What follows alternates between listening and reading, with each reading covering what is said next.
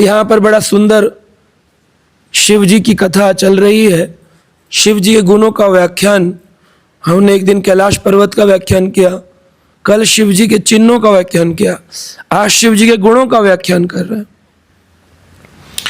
स तु उपलब्ध आगतम आत्मयोनिम। शिव जी ने जब देखा कि समस्त कोटि देवता शिव जी को क्षमा याचना करने आए कि हमसे गलती हो गई, सती माता का ऐसा ऐसा हो गया, क्षमा याचना करने के लिए कैलाश पर्वत पर आए, तो वहाँ पहले से ही नारद मुनि विराजमान थे, साधुओं की सत्संग कथा चल रही थी। लेकिन उसके मध्य भी जब उन्होंने ब्रह्मा जी को आते देखा तो तुरंत अपने स्थान से उठ कर के उन्होंने ब्रह्मा जी को प्रणाम किया। तो ये शिक्षा देते हैं, सा तु उपलब्ध आगतम आत्मयोनि। आत्मयोनिम यानी कि ब्रह्मा आत्मयोनिम, जहाँ से शिव जी प्रकट हुए। तीसरे स्कंद भागवत में आया है, शिव जी का जन्म ब्रह्मा जी की भ्रकुटी के मध्य भाग से हुआ है। नील लोहित मध्य भ्रकुटी, नीले और लाल रंग के शिव जी प्रकट हुए और भ्रकुटी के मध्य भाग से। तो नीला और लाल रंग क्यों भागवत में आया? क्योंकि नीला रंग जो तमोगुण की निशानी है और लाल रंग रजोगुण की निशानी है। इसलिए शिला रूप गोस्वामी पाद भक्ति रसामृत सिंधु में लिखते हैं, पूजा के दौरान नीले और लाल कपड़े नहीं पहनने चाहिए, है ना। अभी हम देखते हैं कि संसार में लोग जो तमोगुणी पूजा करते हैं, पूजा के भी कई प्रकार है, सतोगुणी, रजोगुणी, तमोगुणी। तमोगुणी लोग तांत्रिक पूजा आदि करते तो काले कपड़े, काला तिलक, है ना, सब लगाते हैं, भस्म लगाते हैं, काला तिलक लगाते हैं। वो तमोगुण का लक्षण है। किसी का तिलक देख के आप तुरंत बता सकते हैं ये तमोगुणी व्यक्ति है। रजोगुणी लोग लाल तिलक, लाल साड़ी, लाल चुन्नी, लाल कपड़ा, हर चीज़ लाल लाल पहनते हैं, वह रजोगुणी पूजा का लक्षण है। तो जो लोग देवी देवताओं का पूजन करते हैं वो रजोगुणी होते हैं। और जो लोग भूत प्रेत आदि का पूजन करते हैं, तांत्रिक पूजा में शिव जी को भी खींच लेते हैं। शिव जी तो तमोगुणी नहीं है, पर शिव जी का बहाना बना के चिलम पीते हैं, भांग पीते हैं, धतूरा खाते हैं। अरे शिव जी खाते तो हम भी खाते। अरे शिव जी ने तो हलाहल जहर पिया था, तुम्हें शिव जी की नकल करनी है तो जहर पियो, तो जहर तो पियेंगे नहीं। लेकिन उनका बहाना बनाते हैं, उनको कहते हैं वो भी तमोगुणी है। शिव जी तमोगुणी नहीं है, तमोगुणी लोगों का उद्धार करने के लिए शिव जी आए। तो काला कपड़ा, नीला कपड़ा ये पूजा में तमोगुणी है, काला तिलक, लाल कपड़े ये रजोगुणी है, सफेद कपड़े, पीले कपड़े, पीला तिलक, सफेद तिलक ये सतोगुणी है। इसलिए वैष्णव लोग अधिकतर सफेद पीले कपड़े, या फिर आप देखेंगे कि तिलक भी लाल पीला, पीला तिलक, सफेद तिलक लगाते हैं। अब इसमें प्रश्न उठ सकता है कि जो सन्यासी हैं या ब्रह्मचारी हैं वह लाल कपड़े पहनते हैं, तो वह लाल नहीं होता है, वह केसरिया रंग होता है, उसे भगवा रंग कहते हैं।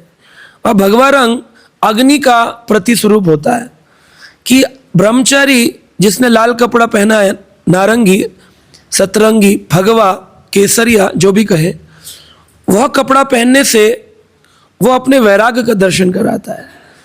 अग्नि में जो कुछ भी डाले वो भस्म कर देती है। ऐसी वैरागी व्यक्ति को आप कुछ दे दीजिए, धन दौलत जमीन, वो अपने पास नहीं रखेगा, वो संसार में वापस उसका वितरण कर देगा।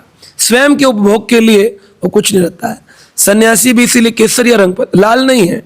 लाल कलर और केसरिया रंग अलग अलग, फिर भी लोग बोल देते लाल कपड़ा, लेकिन लाल नहीं है वो, और केसरिया भगवा रंग है। लाल कपड़ा तो रजोगुण की निशानी है और केसरिया वैराग्य की निशानी है। वैष्णव में भी कई सारे लोग तिलक के मध्य भाग में लाल रंग लगा लेते हैं। जैसे श्री रामानुज संप्रदाय में सफ़ेद तिलक के मध्य भाग में लाल रंग लगाते हैं। तो क्या वह रजोगुणी है? वह रजोगुणी नहीं है। क्यों रजोगुणी नहीं है? क्योंकि वह लाल रंग भगवान के लाल चरण कमलों को दर्शन दिलाता है। वह रजोगुणी पूजा का लाल रंग नहीं है जो कि रोली का लाल रंग होता है, वह लाल रंग अलग। तो लाल रंग में भी कई भिन्नताएं हैं। जो बंगाल में पाँव में लगाते आलता, वह लाल रंग अलग है, और जो मस्तक पर श्री संप्रदाय के लोग लगाते हैं वो मस्त अलग है। तो मध्य में सफेद विष्णु के चरण और मध्य में उनका लाल रंग उनके चरण कमलों का रंग दिखाता है। ऐसे ही कई वैष्णव लोग काला तिलक लगाते हैं, तो क्या वह तमोगुणी है? काला तिलक तमोगुणी नहीं है, क्योंकि वह राधा कुंड के जो रज होती है उस रज को अपने मस्तक पर धारण करते हैं, जो कि उत्तम भक्ति की निशानी है। लेकिन एक काला तिलक जो कि तांत्रिक लोग लगाते हैं, है ना, खोपड़ी से और राख से चिता की, वो अलग रंग है। तो कभी कभी रंग से ऐसा सोचता है व्यक्ति, अरे ये भी तो तमोगुणी हो गया, वह तमोगुणी नहीं। वैष्णव जो भी करते हैं वो उसमें कुछ ना कुछ भक्ति का भाव होता है, तो उनके रंगों से उसका हम भेद नहीं करते। फिर भी जो देखा जाए इस्कॉन में गौड़िया वैष्णव भक्त लोग गोपी चंदन तिलक लगाते हैं तो सेफ है, इसमें कोई लाल नहीं कोई काला नहीं है, तो इसमें तो बिल्कुल सेफ है। ये भगवान विष्णु के चरण होते हैं जिसके नीचे तुलसी पत्र अर्पित किया जाता है। ब्रह्मा और महेश दोनों तरफ होते हैं, बीच में विष्णु जी का चरण होता है। यानी जिस व्यक्ति के मस्तक पर तिलक है उसने ब्रह्मा और शिव को धारण किया है और मध्य भाग में विष्णु चरणों को और नीचे तुलसी पत्र अर्पित किया ठाकुर जी के चरण। तो ये बहुत ही सुंदर तरीके से श्रील प्रभुपाद ने पूरे विश्व के लोगों को गोपियों की रज लगाने की कृपा करी है। तो शिव जी के चरण कमल देवताओं तथा असुरों द्वारा भी पूजे जाते हैं। शिव जी इतने उत्तम देवों के देव महादेव हैं कि असुर भी उनसे मांगने आते हैं और देवता भी उनसे मांगने आते हैं।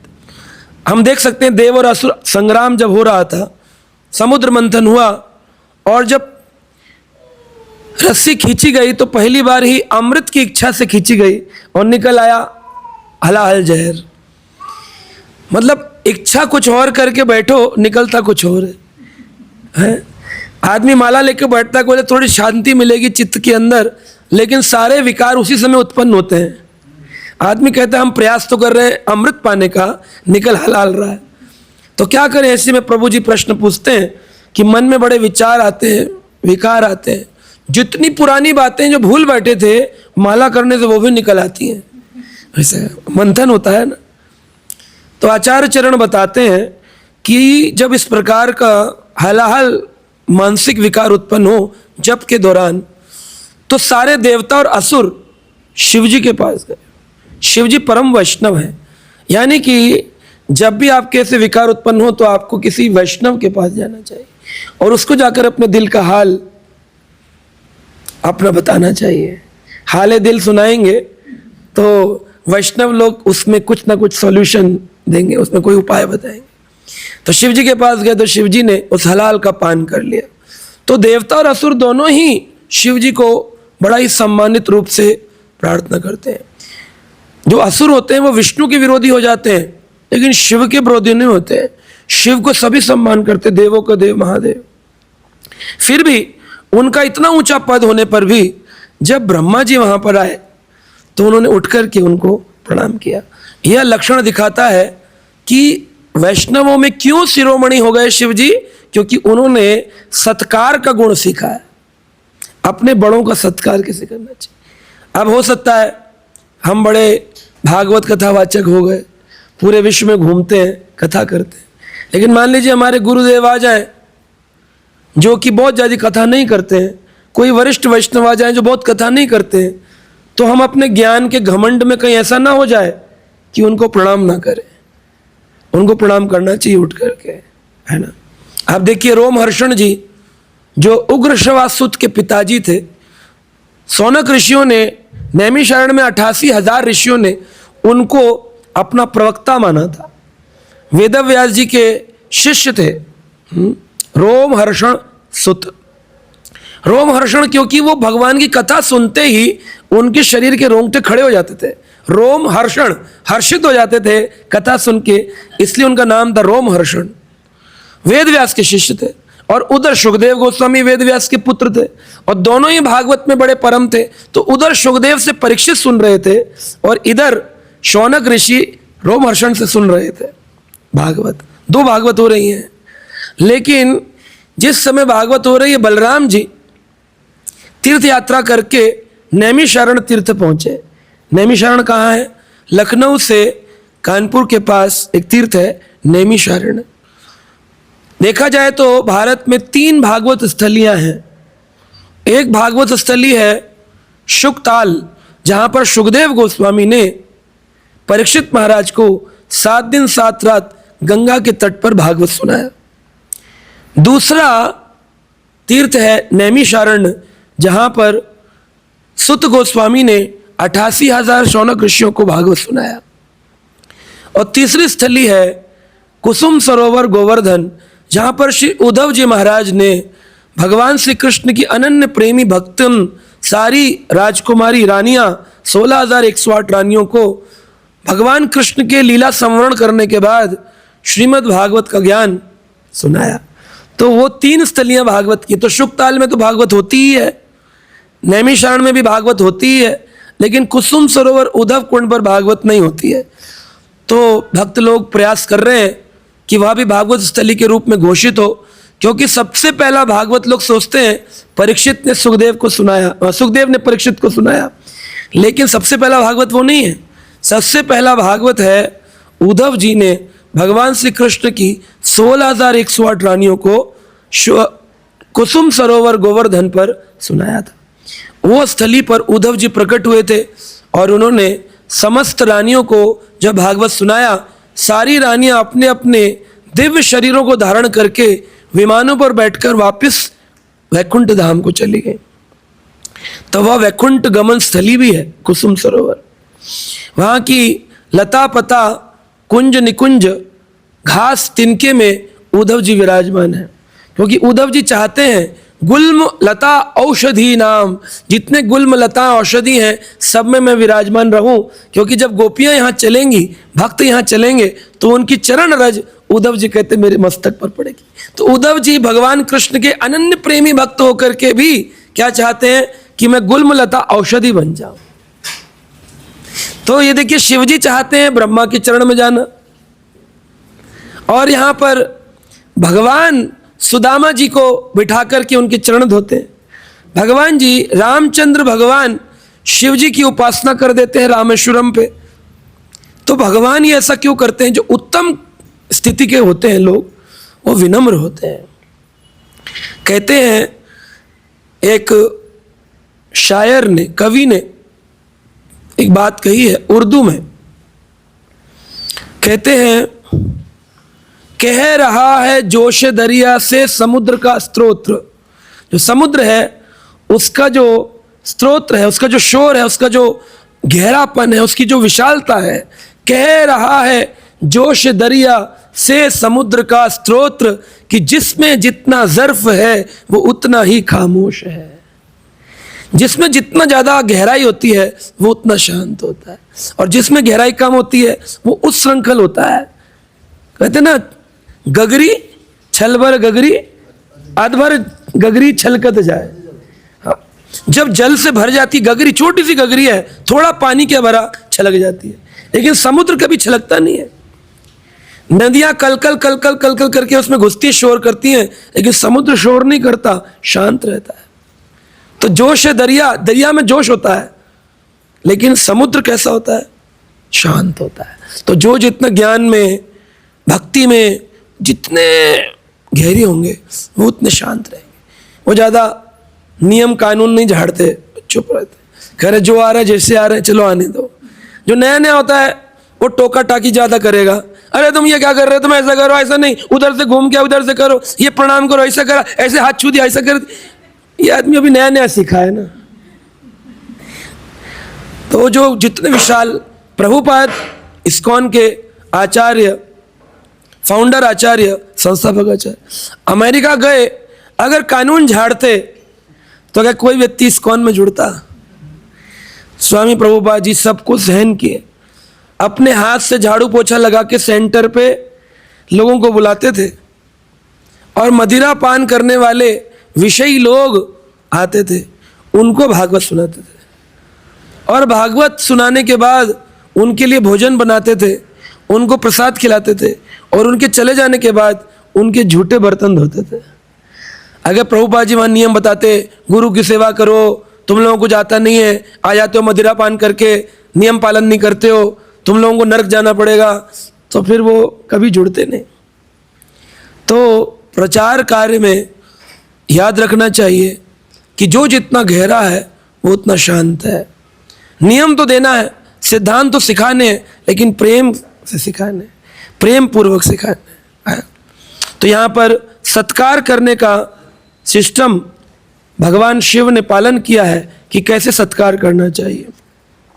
आप देखिए, शिव जी के साथ जितने भी ऋषि नारद आदि बैठे थे, उन्होंने भी ब्रह्मा को सादर नमस्कार किया, उन्होंने भी किया।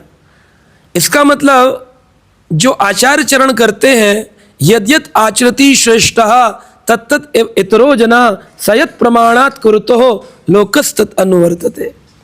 बड़े लोग जैसा करते हैं, छोटे लोग उसी का पालन करते हैं। बड़ा आदमी गड़बड़ करेगा तो छोटे लोग तो गड़बड़ करेंगे। इसलिए भक्त को ऊंचे भक्त जैसा करते हैं वैसा पालन करना चाहिए। इस प्रकार पूजित होकर शिव जी से ब्रह्मा हंसते हुए कहने लगे। शिव जी ने तो बैठे थे, तो ब्रह्मा जी ने उनकी स्तुति प्रारंभ करी। ब्रह्मा जी का प्रणाम किया, पर ब्रह्मा जी अब स्तुति कर रहे हैं शिव जी की। तो ऊंचे लोगों में यही होता है, एक भक्त दूसरे भक्त का गुणगान करता है, लेकिन वो उसके प्रणाम करता है, वो उसके प्रणाम करता है। श्रील प्रभुपाद जब अमेरिका गए, उन्होंने एक गौड़िया वैष्णव के रूप में ही गए थे, और उन्होंने एक गौड़िया मठ खोलने के लिए अमेरिका में एक जगह देखी थी, और उन्होंने अनेक जगहों पर पत्र लिखे गौड़िया मठ के जो सन्यासी थे कि मुझे यहाँ पर एक जगह मिल गई है, आप मुझे 2 मृदंगा 1 करताल भेजे। अरे कृष्णा, करताल के नाम पर करताल गिराया उसने। हाँ, आप मुझे मृदंगा और करताल भेजे तो क्या होगा, मैं यहाँ पर गौड़िया मठ का प्रचार शुरू कर दूंगा। लेकिन किसी ने उनकी सहायता नहीं करी, जो भी कारण रहा हो। तो प्रभुपाद जी 1 वर्ष इंतजार करने के बाद 1966 में इस्कॉन नाम की संस्था की स्थापना कर दी। बोले प्रचार तो करना ही है। अब जैसे यहाँ पर गैंगटॉक में सेंटर नहीं मिलता, जमीन नहीं मिलती इस्कॉन के लोगों को, तो एक सिक्किम कृष्णा कॉन्शियस ट्रस्ट बना दिया है कि नहीं। तो ये तो नहीं कहेंगे कि कुछ अलग कर दिया इस्कॉन से। ऐसे ही प्रभुपाद जी ने कुछ अलग नहीं किया, केवल प्रचार कार्य के लिए, जमीन रजिस्टर कराने के लिए एक इस्कॉन नाम की संस्था की स्थापना की। सिद्धांत गौड़िया वैष्णवी है, सिद्धांत गौड़िया मठ के ही है, सिद्धांत वही पालन हो रहे हैं, लेकिन एक रजिस्ट्रेशन केवल डिफरेंट हो गया। अभी लोग बोलने लगे गौड़िया मठ अलग है, इस्कॉन अलग है, इससे अलग। अलग कैसे हुआ? क्या हम हरे कृष्णा नहीं करते हैं?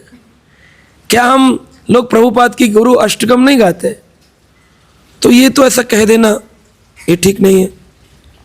तो प्रभुपाद जी ने कभी ऐसा नहीं कहा कि तुम गौड़िया मठ की निंदा करो। ये जरूर बोले कि वो लोग जो निंदा करते हैं उनसे दूर रहो, सजातीय स्निग्ध संग करो, क्योंकि अगर तुम उनके साथ बैठोगे जो निंदा, सब तो निंदा नहीं करते। अब इस्कॉन में भी रह के इस्कॉन के लोग इस्कॉन की निंदा करते हैं, तो आप उनके साथ बैठोगे तो आपका मन भटक जाएगा। तो आपको यद्यत आचरित श्रेष्ठ, जो श्रेष्ठ आचरण करते हैं उनका संग करना चाहिए, जो इस्कॉन का गुणगान गाए, जो इस्कॉन के नियम पालन करे। तो गौड़िया मठ में भी अनेक अनेक साधु हैं जो इस्कॉन का गुणगान गाते हैं, और इस्कॉन में भी साधु हैं जो गौड़िया मठ का गुणगान गाते हैं, और गौड़िया मठ में भी साधु हैं जो इस्कॉन की निंदा करते हैं, और इस्कॉन में साधु हैं जो गौड़िया मठ की निंदा करते हैं। तो हम उसका पालन करें जो निंदा से दूर है, परे है, ईर्ष्या द्वेष निंदा से परे। श्रील प्रभुपाद जी जब 1977 में अपनी लीला को संवरण करके समाधिस्थ हो रहे थे, और उस समय उनको शरीर में बड़ा ज्वर था, बुखार था, तो प्रभुपाद जी वैदिक दवाइयाँ पाते थे, आयुर्वेदिक, क्योंकि आयुर्वेदिक फार्मेसी चलाते थे प्रयागराज में, प्रयाग फार्मेसी। तो शुरू से उनको आयुर्वेद दवाइयों खाने का आदत थी। तो प्रभुपाद जी ने वहाँ पर अनेक उनके सेवक थे, परम पूज्य तमाल कृष्ण गोस्वामी महाराज, परम पूज्य भक्ति चारू स्वामी महाराज, सब सेवक हुआ करते थे।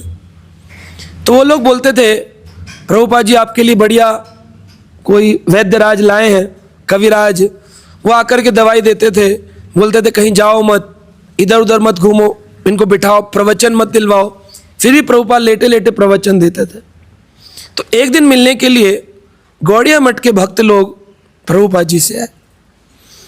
तो ये बात परम पूज्य तमाल कृष्ण गोस्वामी महाराज ने एक पुस्तक लिखी है, श्रीला प्रभुपाद जी का उपदेश, अंतिम उपदेश।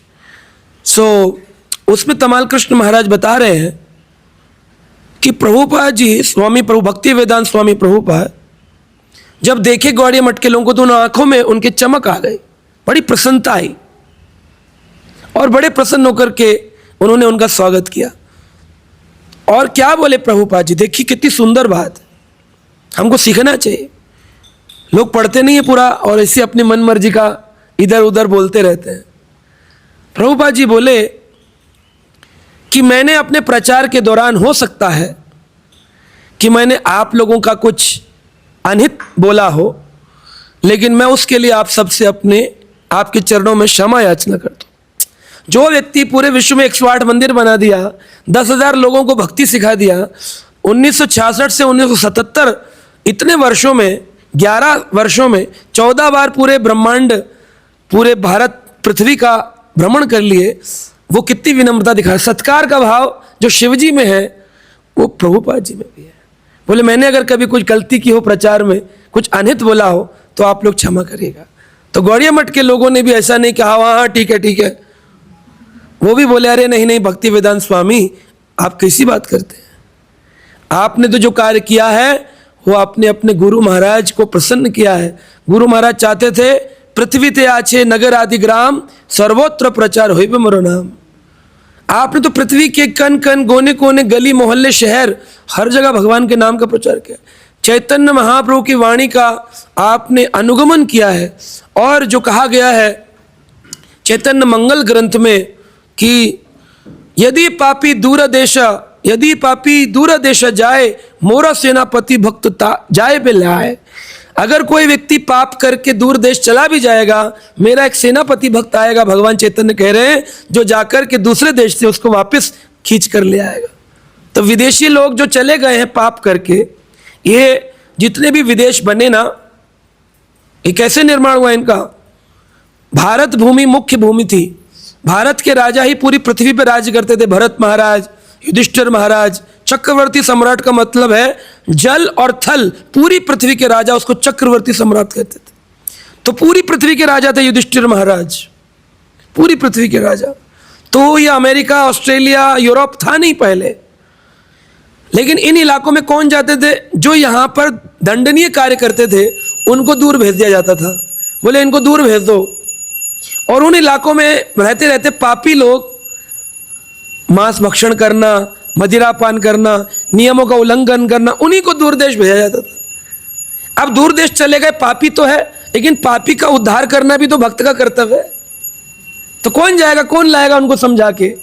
बोले यदि पापी दुष्कर्म करके दूर देश जाए, दूर देश चला भी जाए, चैतन्य महाप्रभु कहते हैं मैं तो भगवान हूँ, मेरा एक सेनापति आएगा, मोरा सेनापति भक्त जाए वे ले आए, जाकर के ले आएगा उनको। तो भारत से गए और जाकर के सभी दूर देश वाले सन्यासी बना करके, भक्त बना करके, वैष्णव बना करके उनको ले आए। तो कहाँ से ये विदेशी संस्था हुई? ये तो सेनापति भारत के ही है ना। उनको तो स्पिरिचुअल एम्बेसडर का खिताब मिलना चाहिए। अभी उनको कुंभ मेले में श्रीला प्रभुपाद जी को जगत गुरु की उपाधि दी गई। तो जगत गुरु की उपाधि देने की जरूरत नहीं है, हाँ जगत गुरु ही है। बोले जगत गुरु कौन होता है? जिसने पूरे जगत में शिष्य बनाए हो।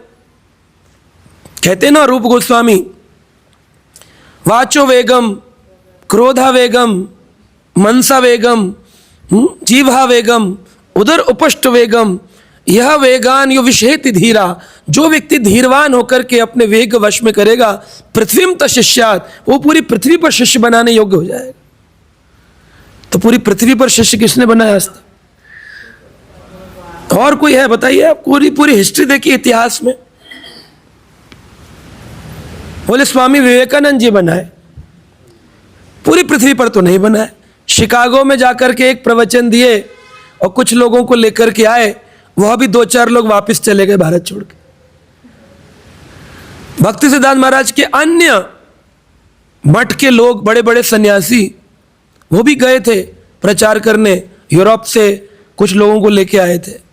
कुछ समय वो लोग रहे, लेकिन भारत की वातावरण उनको अच्छा नहीं लगा और वो लोग भी वापस त्याग कर चले गए। लेकिन भक्तिवेदांत स्वामी प्रभुपाद जी गए, वहाँ रहे, वहाँ से लाए, उन्हें भक्त बनाया, शिक्षा दी और उसके बाद पूरे विश्व में उनसे प्रचार करवाया। ऐसा आज तक हुआ नहीं हिस्ट्री में।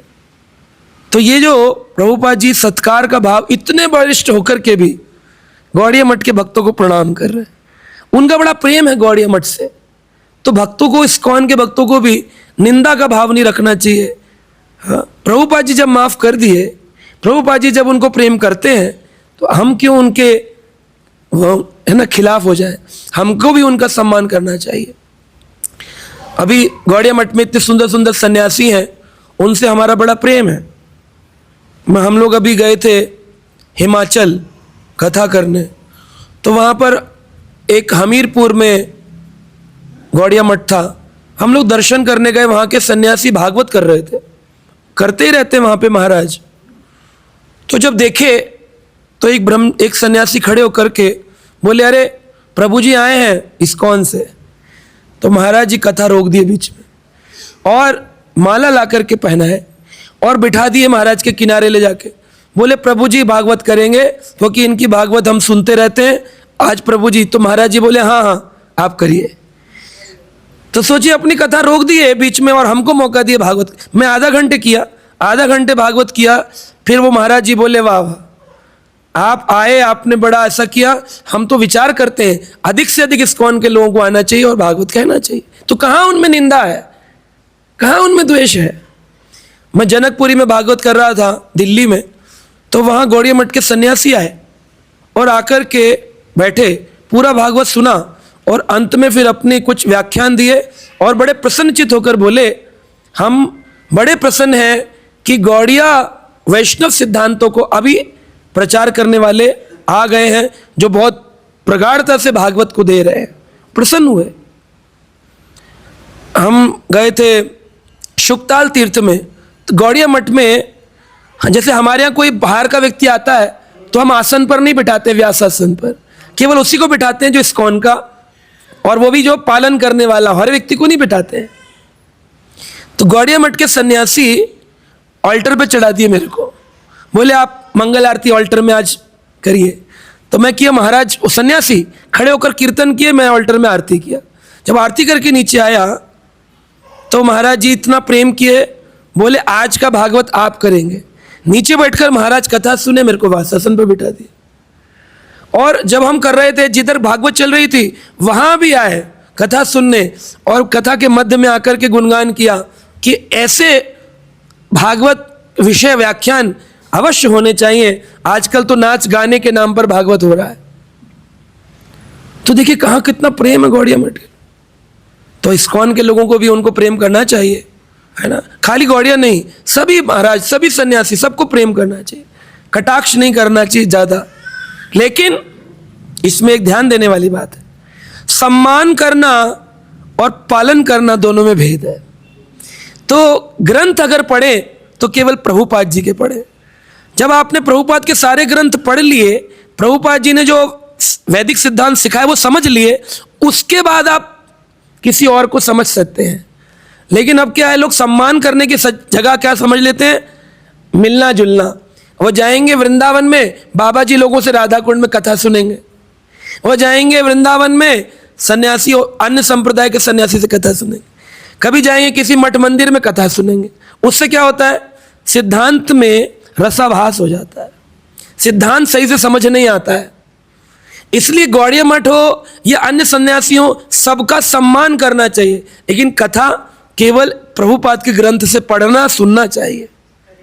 जब आपने सुन लिया, पढ़ लिया, तो उसके बाद आप फिर अन्य लोगों से मिलने योग्य हो गए। आपको पता कितना सुनना है, कितना नहीं सुनना है। लेकिन जब तक ये भेद नहीं पता, आप गड़बड़ हो जाएंगे।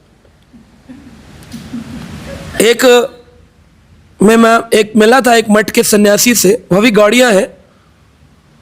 तो वो सन्यासी मुझे ले गए मिलाने, बोले देखिए हम अभी ना दुर्गा मंदिर का निर्माण कर रहे हैं। ये तो सिद्धांत के विरोध लग रहा है। प्रभुपाद जी तो बोले अन्य देवी देवताओं का त्याग करे, नहीं चाहिए, केवल कृष्ण शरण में आना चाहिए। वो बोल रहे हैं देखिए मैं दुर्गा मंदिर का निर्माण कर रहा हूँ। एक दिन मैंने पूछा कहाँ है महाराज जी? वो बोले वो बहुला मुखी माता का वो कर रहे हैं, सिद्धि प्राप्त कर रहे हैं। हरे कृष्ण महामंत्र छोड़ के बहुला मुखी माता जी का, अब वो सन्यासी है। तो अब ये सिद्धांत लेना है कि नहीं? हो सकता है उनका जो भी भगवान से कांटेक्ट हो सकता है वो बहुत दिव्य स्थिति में हो, मैं उनकी निंदा नहीं कर रहा हूं, पर हमारी स्थिति में व्यक्ति भ्रमित हो जाएगा। वो भी अनेक अनेक मठ मंदिरों में जाकर देवियों की पूजा करने लग जाएगा। तो इसलिए सम्मान करना और पालन करना ये दोनों में भेद है, इसको समझ। अब लोग क्या करते हैं, या तो पालन नहीं करेंगे तो निंदा चालू कर देंगे, सम्मान करेंगे तो उनका पालन करने लग जाएंगे, ये गड़बड़ है। तो एक होता है समवर्तन और एक होता है समदर्शन।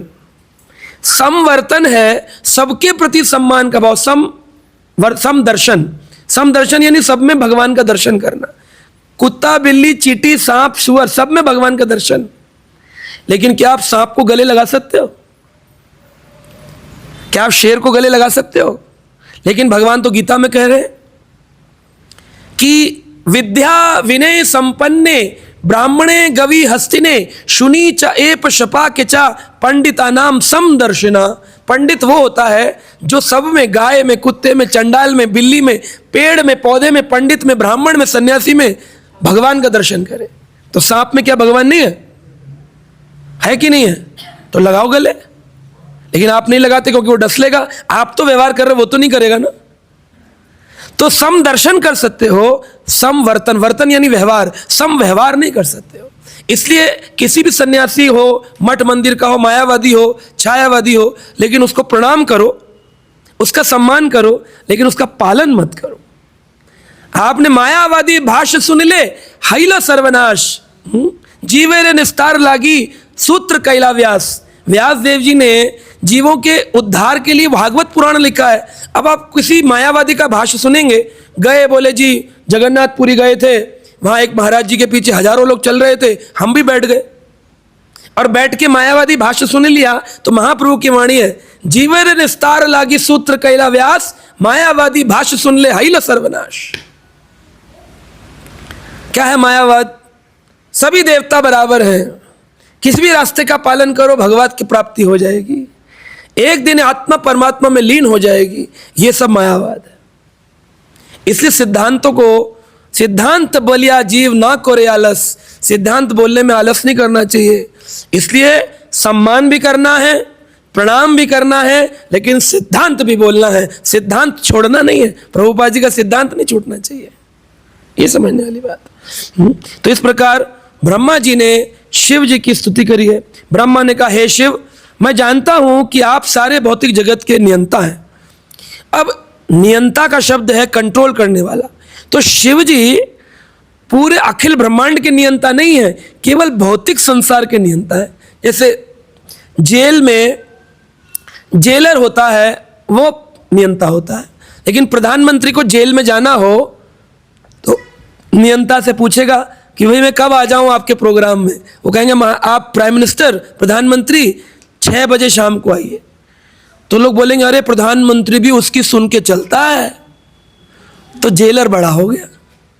ऐसे ही रामचंद्र भगवान जब शिवजी से पूछ करके रावण का वध किए और वापिस आकर के रावण को मार के शिव स्तुति किए कि शिवजी मैंने आपके एक भक्त को मारा है, कहीं ऐसा ना हो कि लोग आपका उपहास करें, तो मैं आपको धन्यवाद देता हूं कि आपने अपने उपहास की न सोच करके भी अपने भक्त को मरने दिया। ऐसे गुणगान गा करके उनकी उपासना करी। अब लोगों ने फोटो खींच ली, बोले अरे देखो राम जी शिव जी को माला चढ़ाए तो शिव जी भगवान हो गए। अरे ऐसे तो वो सुदामा जी के भी चरण धोए तो सुदामा भगवान हो गए। शिव जी की अगर पूजा किए, सुदामा की भी तो पूजा किए तो सुदामा भी भगवान हो गए। ऐसे भगवान निश्चित नहीं होते हैं कि कौन किसकी पूजा कर रहा है तो निश्चित हो गया कौन भगवान हो गया। भगवान तो शास्त्रिक भगवान होता है। तो भौतिक जगत के नियंता हैं, अखिल ब्रह्मांड के नियंता श्री कृष्ण भगवान है। भगवान गीता में कहते हैं मया अदक्षेण प्रकृति सुवित साचराचरम हेतानुनेन कौन्तु जगत विपरिवर्तते। ये सारी प्रकृति मेरी अध्यक्षता में काम करती है, लेकिन प्रकृति कृष्ण से पूछ करके काम करती है, ऐसे शिव जी कृष्ण से पूछ करके भौतिक जगत को चलाते, संहार करते हैं। दृश्य जगत के माता पिता और दृश्य जगत के भी परे पर ब्रह्म है, मैं आपको इस रूप में जानता हूं। ब्रह्मा जी कह रहे हैं मैं जानता हूं कि आप मेरी भ्रकुटी से प्रकट हुए, पर मैं जीव हूं और आप श्री हरि के ही अवतार हैं। हरि में और हर में कोई भेद नहीं है। क्या भेद है? जैसे दूध से दही बन सकता है लेकिन दही से दूध नहीं बन सकता, तो हरि दूध है और हर शिव जी दही है। क्षीरम दधी विकार विशेष योगत, दूध में जब विकार आता है तो दही बनता है, लेकिन दही से दूध नहीं बना सकते। तो हरि से शिव बन सकते हैं लेकिन शिव से हरि नहीं बन सकते। लेकिन कोई भेद भी नहीं, हरि जितना सम्मानित है उतने ही हर भी सम्मानित है। इसलिए मायापुर नवद्वीप में एक मंदिर है हरिहर क्षेत्र, वहां पर हरि भी हैं और हर भी हैं। तो हे भगवान, आप अपने व्यक्तिगत विस्तार से इस 10 जगत की सृष्टि, पालन और संहार करते हैं। जिस प्रकार मकड़ी अपना जाला बनाती है, बनाए रखती है और फिर अंत कर देती है, आप भी उसी प्रकार शिव और शक्ति, शक्ति है योनि नीचे और लिंग है ऊपर शिव, ये प्रतिस्वरूप है योनि का, शक्ति का और शिव का मिलन, उससे पूरी भौतिक प्रकृति का प्राकट्य होता है। तो भव और भवानी इस भव सागर के नियंता हैं, लेकिन अनंत कोटि ब्रह्मांडों के नियंता नहीं है। बस इतना ही भेद समझना है। इसलिए शिव जी के मंदिर जाएं, उनको प्रणाम करें, उनको बोलें वांछा कल्पतरु भष्य कृपा सिंधु एवचा पतिता नाम पावनेभ्यो वैष्णवेभ्यो नमो नमः। जैसे आप परम वैष्णव हैं शिव जी, अब हमें भी शिव वैष्णव बना दीजिए। हे भगवान, अब यहां पर ब्रह्मा जी शिव जी को बार बार भगवान कहकर घोषित कर रहे हैं। तो लोग बोलते हैं आपके भागवत में लिखा है कि ब्रह्मा जी सृष्टि के रचयिता, उनको भगवान कह रहे हैं। इसमें कंफ्यूजन होता है, तर्क होता है। लेकिन भगवान कह देने से वह भगवान नहीं है। हमने कल संध्या काल के भागवत में सुना भगवान कौन है? हरिर ईश्वर, ईश्वरों के भी ईश्वर, परम भोक्ता। ईश्वर तो बहुत है लेकिन परम ईश्वर नहीं है। शिव जी ईश्वर है, दुर्गा जी भी ईश्वर है, गणपति भी ईश्वर है, लेकिन परम ईश्वर नहीं है। परमेश्वर, परम ईश्वर कौन है? श्री कृष्ण। ये समझना है ना। तो हे भगवान कह देने से भगवान शब्द घोषित होता है। भक्त में भी भगवान शब्द आता है, भक्त को भी भगवान कहा जाता है। कभी कभी बड़े भक्तों को भगवान के रूप में पूजा भी जाता है, उनके चरण धोए जाते हैं, उनकी उपासना होती है। गुरु अष्टक में लिखा है कि भगवान और गुरु में कोई भेद नहीं है। साक्षात हरित्वेन समस्त शास्त्रे, सारे शास्त्र कहते हैं गुरु साक्षात भगवान के समान ही है, लेकिन भगवान नहीं है। भगवान के समान होना और भगवान होने में भेद है। तो शिव जी भगवान के समान ही है, भगवान ही है, लेकिन भगवान ही है नहीं, भगवान नहीं है। ये भेद है। साक्षात भगवान के समान है, भगवान नहीं है। गुरु भगवान के समान ही है लेकिन भगवान नहीं है। तो उसी प्रकार का भेद है।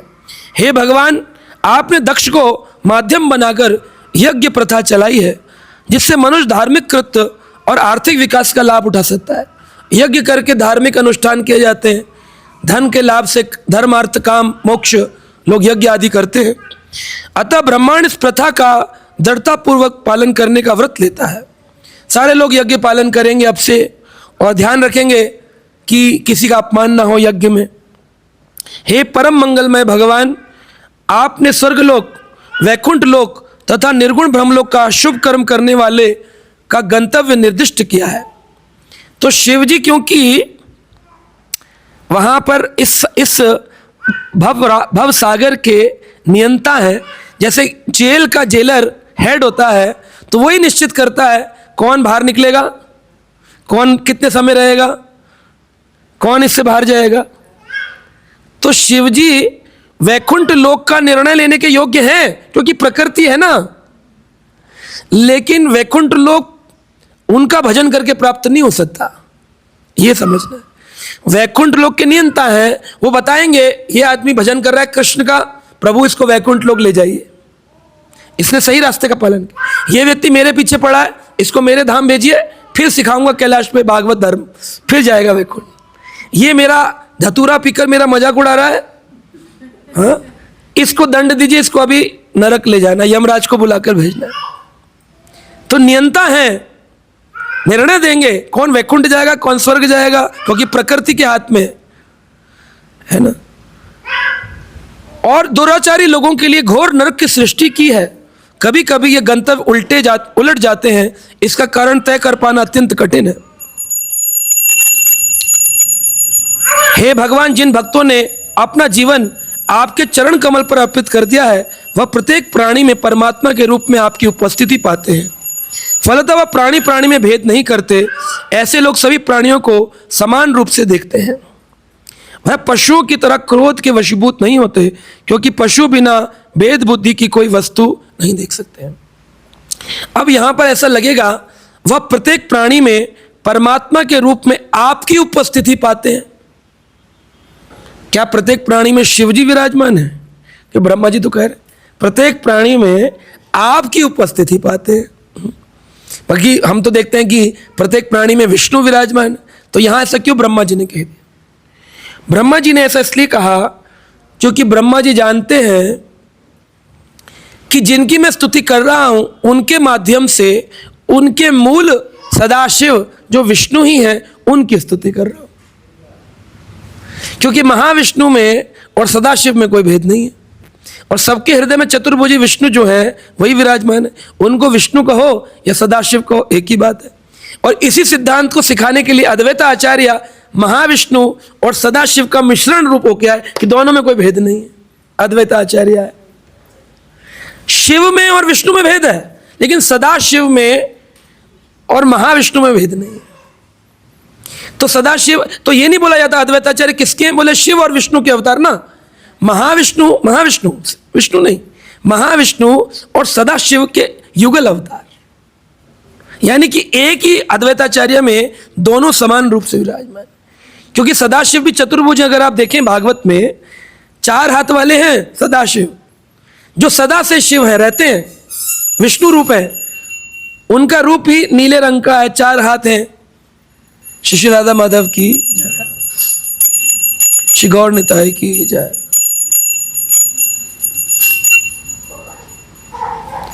तो शिव जी 4 हाथ, सदाशिव 4 हाथ वाले।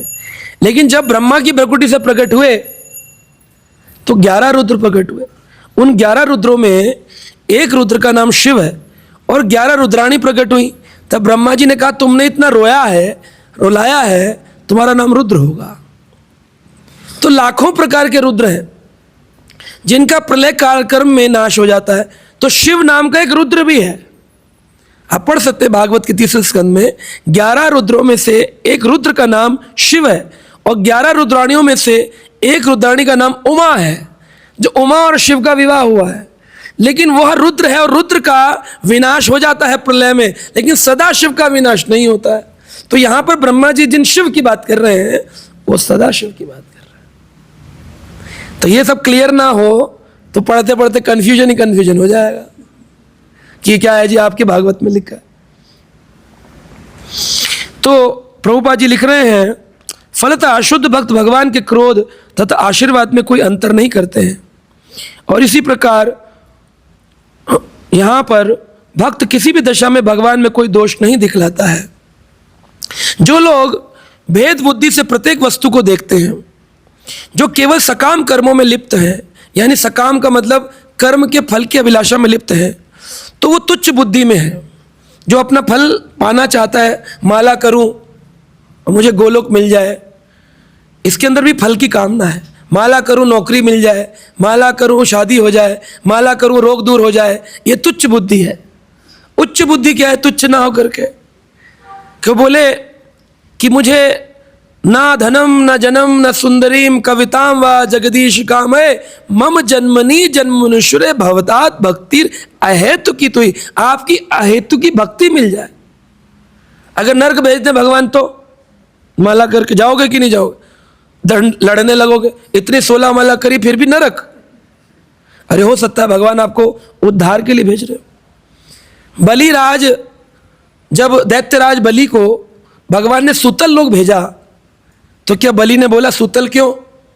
हम तो स्वर्ग की कामना करके यज्ञ किए थे, आप आ भी गए, आशीर्वाद भी दे रहे हो, आत्म निवेदन का आचार भी बना रहे हो, फिर दे रहे हो मुझको सूतल लोग, ऐसा क्या? तो ऐसा बनी, भगवान से कोई प्रश्न चिन्ह नहीं लगाया जाता। जहां भेजें, जिस लोक में भेजें, वो बोले ठीक है मैं सूतल को जाने को तैयार हूं, लेकिन एक नियम चाहिए। भगवान बोले मांगो। बोले जिस द्वार से निकलूं उस द्वार पर आपका दर्शन हो। भगवान बोले तो बड़ी तगड़ी सेवा दे दी। 7 द्वार है सूतल लोक में, जिस द्वार से निकले गए उधर ठाकुर जी को भागना पड़ता है, सोते नहीं भगवान, पता नहीं बलि कब उठ करके बाहर निकले। उधर अगर भगवान नहीं मिले तो भगवान का वचन खराब हो जाएगा, भगवान अपनी वचनबद्धता तोड़ते नहीं है। तो बलि अगर इस गेट से निकलेगा, भगवान भागकर उस गेट पे खड़े होते, उधर से उधर खड़े होते। तो भगवान बोले देवताओं को कि देखो ये इंद्र कितना मूर्ख है, इसने स्वर्ग पाकर के बड़ा खुश हो रहा है, इससे ज्यादा होशियार तो बलि है, राक्षस होकर भी। क्यों? इस बलि ने मुझे अपने प्रेम की रस्सी से बांध दिया है, अपनी शरणागत की रस्सी से बांध दिया है। इंद्र के लोक में मैं नहीं हूं, उसको केवल स्वर्ग लोक मिला है, जिसके पुण्य क्षीण हो जाने पर वापिस स्वर्ग से वापिस आना पड़ेगा। लेकिन ये कितना होशियार है बलि, मुझको बांध दिया है। तो लक्ष्मी माता बोली वैकुंठ से छोड़कर न जाने क्या भगवान भागा दौड़ी कर रहे हैं। तो लक्ष्मी जी एक दिन आई और आकर के बलि महाराज के सामने बोली भैया मैं आपको राखी बांधना चाहती हूँ। रक्षा सूत्र, पहला रक्षा सूत्र बलि महाराज को लक्ष्मी जी ने बांधा। तो बोले अरे आपने मुझे भाई कहा, मैं तो राक्षस हूँ, आप कौन है दिव्य देवी? बोली पहले बताओ जो मांगोगी दोगे? बोले हाँ मैं आपकी रक्षा का वादा करता हूँ। बोले तो एक पत्नी की रक्षा कब होती है? जब उसका पति साथ हो। आपने तो मेरे पति को नौकर बना रखा है, हर द्वार पर भाग रहा है, द्वारपाल बने, मेरे पति वापस दे दीजिए। बोले आप कौन है? तुरंत अपने रूप में बोले मैं लक्ष्मी हूँ। तो लक्ष्मी जी विष्णु जी को छुड़ा कर ले गई। तब भगवान अपने एक अंश से सूतल में रहते हैं पर अपने पूर्ण रूप से वैकुंठ चले गए। भगवान प्रेम में ऐसे पागल हो गए थे, बलि के वैकुंठ रहना बंद कर दिया था और वो रहने लग गए बलि के सूतल लोक में। तब लक्ष्मी जी छुड़ा के ले गई। कहते ये न बंधो बलि राजा दानवेंद्रो महाबली, हाँ तेन अभिबंधनम रक्षमे चलाचलम। रक्षा सूत्र में ये मंत्र बोलते हैं कि बद्धिराज जैसे बलि ने अपनी बहन लक्ष्मी की रक्षा करी है, इसी सूत्र से एक भाई का कर्तव्य है कि अपनी बहन की रक्षा करे। यहां से ये चालू। लोग बोलते हैं नहीं, द्रौपदी को भगवान कृष्ण ने हाथ में साड़ी बांधी थी, उनके हाथ उंगली में चीर निकला था, फिर भगवान कृष्ण ने उनके लिए साड़ी बनाई। ये भी ठीक है लेकिन मूल नहीं है। मूल है मंत्र जब बांधते हैं राखी या कलावा तो क्या बोलते हैं? यही मंत्र बोलते हैं, ये न बद्धो बलि राजा। जिस प्रकार बलिराज को बंधन मिला वही रक्षा सूत्र मेरे बांधो कि मेरी भी रक्षा ठाकुर जी करे। मुझे वचन दो, रक्षा में चलम चलम, अचल वस्तु हो या चल वस्तु हो मेरी रक्षा हो। तो इस प्रकार यहाँ पर महान पुरुष द्वारा उनके फिर से यहाँ पर वचन किए गए हैं और कहा है कि जो महापुरुष होते हैं वो दूसरों के वचनों से पीड़ा नहीं पाते हैं। तो आप दक्ष के वचनों से पीड़ा मत पाइए, वापिस चलिए, सृष्टि आपका इंतजार कर रही है, क्योंकि आप सृष्टि के नियंता हैं, सकल सृष्टि के नहीं भौतिक सृष्टि के नियंता हैं। इसलिए चलिए हे भगवान, यदि कहीं भगवान की दुर्लभ माया से पहले मोहग्रस्त भौतिकवादी कभी कभी पाप करते थे, साधु पुरुष दया करके इन पापों को गंभीरता से नहीं लेते हैं। अगर कोई गलती करे भी तो साधु पुरुष माफ करते हैं, ये हमने चर्चा किया। ये जानते हुए कि वे माया के वशीभूत होकर पाप कर्म करते हैं, उनके प्रतिघात करने में अपने शौर्य का प्रदर्शन नहीं करते हैं। तो बड़े लोग उनसे कोई, अब जाओ आप रोड पे तो लोग हंसेंगे, धोती कुर्ता देखकर है। अब उनको कोई हम दंड दें कि तुम हंस रहे हो हमारे ऊपर, अरे वो तो मूर्ख है, पापी है, उसके लिए क्या हम करेंगे? तो ऊंचे लोग गंभीर रहते, वो ज्यादा लड़ाई झगड़े में विश्वास नहीं रखते। हे भगवान, आप परमात्मा की माया के मोहक प्रभाव के कभी मोहित नहीं होते हैं। तो देखिए अब यहां पर कृपा हो गई। हे भगवान बोल रहे हैं, अब एक क्लियर हो गया। देखो हे भगवान, शिव जी को भगवान बोला, आप परमात्मा की माया, आप परमात्मा की माया यानी वह विष्णु की माया से के मोहक प्रभाव से कभी मोहित नहीं होते हैं, कभी मोहित नहीं होते। एक बार मोहित हुए थे जब भगवान मोहिनी रूप लेके आए तो शिव जी उनके पीछे पीछे मोहित हो गए थे, लेकिन उस लीला को ज़्यादा चर्चा नहीं करी गई तो धूमिल हो गई। पर शिव जी भी बोले थे सारी दुनिया अब हंसेगी मुझ पर, तो भगवान बोले नहीं नहीं, इससे सिद्धांत प्रस्तुत होगा कि मेरी माया इतनी प्रबल है कि जो मेरी शरण लेता है वो इस माया को जीत सकता, वरना शिवजी जैसा महान भी उस माया के वश में आ सकता है, लेकिन तुम माया के वश में कभी नहीं आओगे क्योंकि तुमने माया को जीत लिया है। क्यों जीत लिया? क्योंकि तुम सदा मेरे नाम की शरण में रहते हो। ये बात सिद्धांत हुआ। अतः आप सर्वज्ञ हैं, जो उसी माया के द्वारा मोहित एवं सकाम कर्मों के अत्यधिक लिप्त हैं, उन पर कृपालु हो और अनुकंपा करें। तो जो लोग माया में बद्ध हैं उन पर आप क्या करें? अनुकंपा करें, कृपा करें। हे शिव, आप यज्ञ का भाग पाने वाले हैं, फल प्रदान करने वाले हैं। दुष्ट पुरोहितों ने आपको भाग नहीं दिया था, उस यज्ञ में आपको भाग नहीं मिला जिस पर माता सती क्रोधित हो गई थी। इससे यज्ञ अधूरा पड़ा हुआ है, कृपया करके वापिस चले। हे भगवान, आपकी कृपा से यज्ञ के कर्ता को पुनः जीवन दान मिले। वहां पर दक्ष पड़ा हुआ है, बकरे की गर्दन लगाई है, चल करके जिंदा करिए, यज्ञ अधूरा पड़ा, खून पड़ा सारे यज्ञ में, आप नहीं आएंगे, यज्ञ पूर्ण नहीं होगा। भृगु को उसकी मूछें और पूषा को उसके दांत मिल जाए। भृगु की मूछें खींच दी थी शिव के गणों ने और पूषा के दांत तोड़ दिए थे शिव के गणों ने, शिव का अपमान होने पर।